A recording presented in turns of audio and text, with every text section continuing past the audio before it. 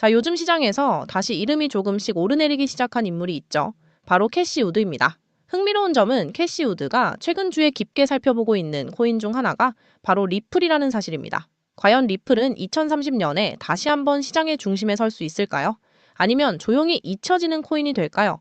지금 리플을 보유하고 계시거나 매수와 매도를 고민하고 계신 분들이라면 지금 이 시점이 상당히 중요한 갈림길이 될 수 있습니다. 끝까지 집중해서 봐주시기 바랍니다. 안녕하세요. 코인 탈출입니다. 최근 시장을 보면 비트코인과 이더리움 같은 메이저 자산뿐만 아니라 그동안 비교적 조용했던 알트코인들까지 다시 살펴봐야 할 시점에 들어온 모습입니다. 그 중에서도 가장 먼저 언급되는 코인이 바로 아발란체죠. 최근 특별한 대형 뉴스가 없었음에도 불구하고 아발란체는 조용히 시가총액 상위권으로 다시 올라왔고 동시에 USDC 공급량도 눈에 띄게 증가하고 있습니다. 이건 단순히 가격만 움직인 흐름이 아니라 실제 자금이 온체인에서 움직이기 시작했다는 신호로 해석할 수 있는 부분입니다. 캐시우드는 이 흐름을 두고 이제 막 다시 시동이 걸린 단계라고 평가하고 있습니다. 특히 아발란체가 한 번이 아니라 두 번의 시장 사이클을 버텨냈다는 점을 높게 보고 있죠. 쉽게 무너질 프로젝트였다면 지금 이 위치까지 오지도 못했을 거라는 이야기입니다. 여기에 ETF 이슈, 레이어 1 확장성, 그리고 최근 시장에서 가장 뜨거운 키워드인 실물자산 토큰화, 즉 RWA 테마까지 모두 연결돼 있습니다. 시가총액 상위권 코인들이 하나둘 먼저 움직이기 시작한 지금 시점에서 아발란체가 다음 흐름이라는 분석이 나오는 것도 무리는 아니라고 볼 수 있습니다. 시장은 늘 비슷한 구조의 자산들을 묶어서 움직여 왔습니다. 아발란체가 먼저 신호를 줬다면 그 옆에서 비슷한 가격 구조와 거래량 패턴을 만들고 있던 코인들은 단순히 순서만 기다리고 있을 가능성이 큽니다. 문제는 이런 코인들이 대부분 눈에 잘 띄지 않는다는 점이죠. 아직 가격이 크게 움직이지 않았고 뉴스에도 자주 등장하지 않기 때문에 많은 투자자들이 그냥 지나치기 쉽습니다. 하지만 차트 기준으로 보면 오히려 이런 구간이 준비가 가장 잘 끝난 자리인 경우도 적지 않습니다. 그래서 이번에는 아발란체를 기준점으로 삼아 비슷한 가격 구조와 거래량 패턴, 그리고 모멘텀 회복 신호가 동시에 나타난 코인들만 선별해 봤습니다. 레이어 1 구조인지, 제도권과 연결될 수 있는 RWA 테마와 연관성이 있는지도 함께 고려했습니다. 이건 단순한 추천이 아니라 과거 시장에서 실제로 반복돼 왔던 움직임을 기준으로 정리한 리스트입니다. 이 내용은 영상에서 전부 설명하기에는 다소 길어서 지표 기준으로 정리한 자료로 따로 준비해 두었습니다. 아발란체 다음 흐름을 준비하는 코인들도 함께 확인해 보셔도 좋겠습니다. 아발란체의 가격 흐름을 보면 더 흥미로운 부분이 보입니다. 최근 빠르게 상승하면서 35달러 부근까지 도달했고 현재는 잠시 숨고르기에 들어간 모습이죠. 하지만 캐시우드는 이 구간을 고점으로 보지 않습니다. 오히려 중간 지점에 더 가깝다고 평가하고 있습니다.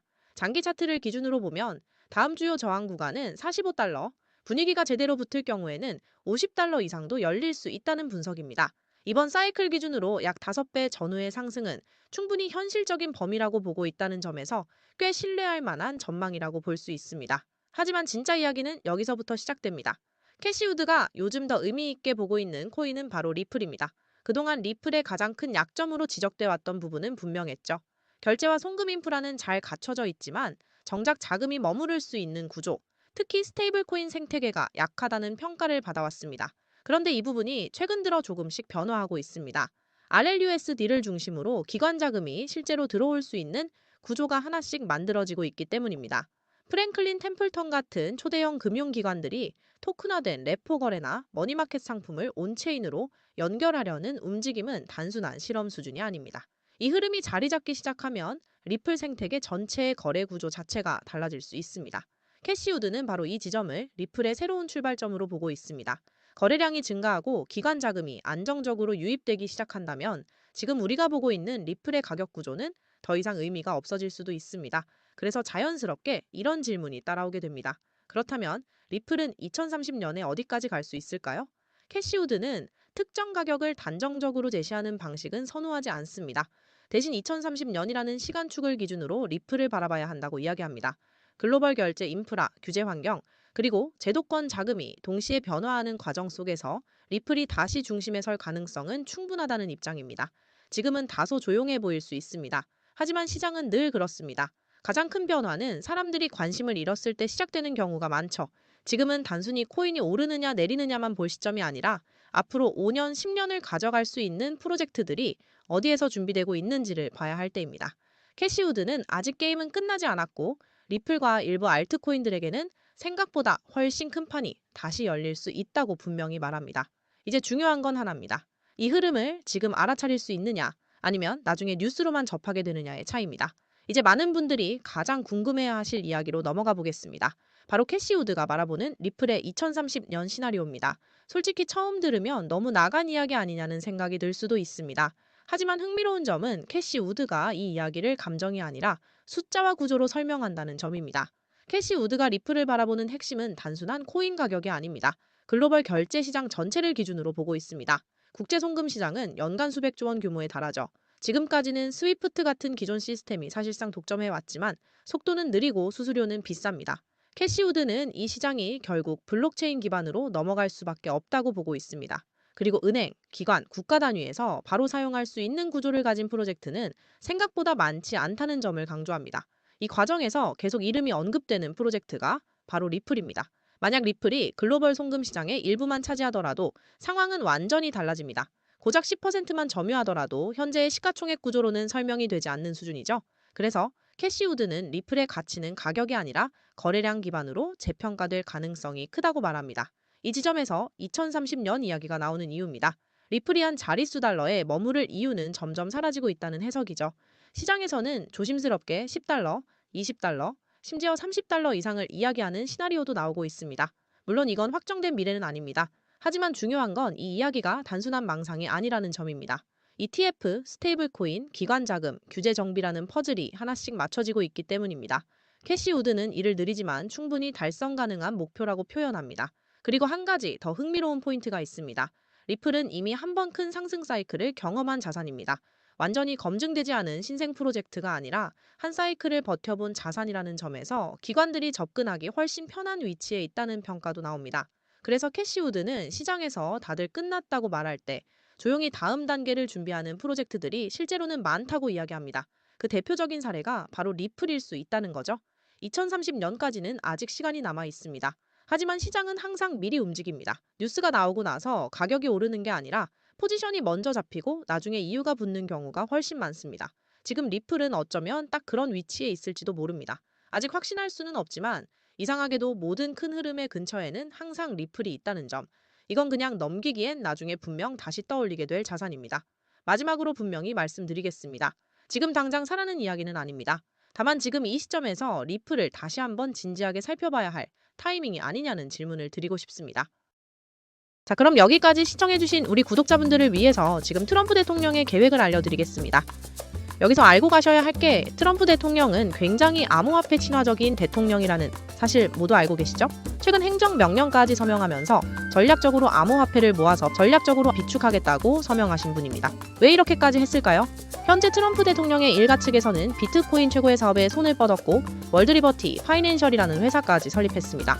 현재 월드리버티 파이낸셜은 트럼프의 아들들이 자리 하나씩 차지하며 성과를 내기 위해 눈에 불을 켜고 있는데요. 이 아들들 중에서도 트럼프의 첫째 아들, 바로 찻난민 에릭 트럼프가 성과를 내기 위해 스위코인을 담당하게 됩니다. 그래서 작년 2024년 기준으로 스위코인은 엄청난 상승을 만들었었고 많은 분들의 졸업코인으로도 이름을 올렸습니다. 지속적으로 신공할 랠리를 달리면서이 스위코인으로 인한 부자들이 계속해서 탄생을 했었다라는 걸 저희는 기억하고 있는데요. 자, 그러면 저희가 여기서 주목해야 하는 인물은 바로 막내 아들이 배런 트럼프입니다. 이분을 좀 주목을 하셔야 하는데 일단 현재 미국인들 사이에서 훌륭한 피지컬과 외모로 인기가 굉장히 많습니다.